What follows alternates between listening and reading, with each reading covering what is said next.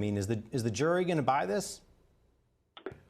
Well, it's always a good strategy to humanize the victim, give her that spark of life. The problem that we have here is, you notice he never once says that my client is innocent.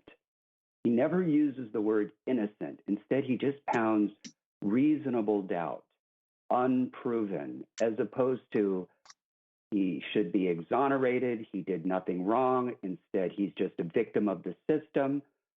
You got to keep in mind that when he took the stand, in my mind, he had, quite frankly, a pathological poverty of emotion on the stand.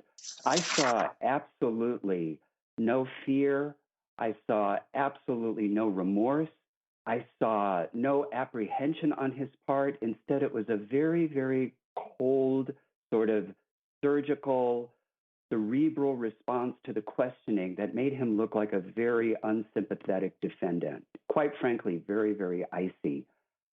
Yes, he did do a lot to try to humanize him regarding his character, regarding the fact that he came to this country to seek the American dream, that he is a family man.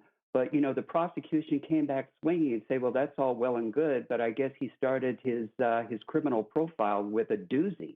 He started with a dilly.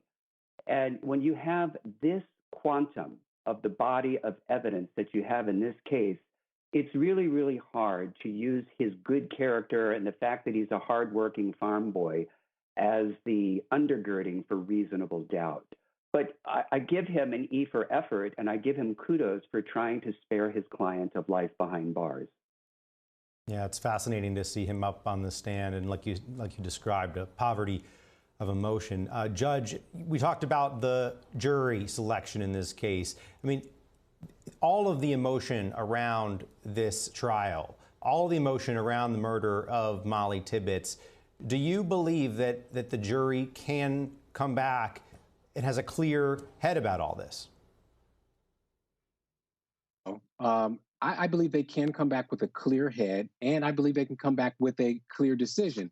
But there's always pause when the jury is out for an extended period of time. You hope that they get those decisions, especially as a prosecutor. You hope that you've made a slam dunk.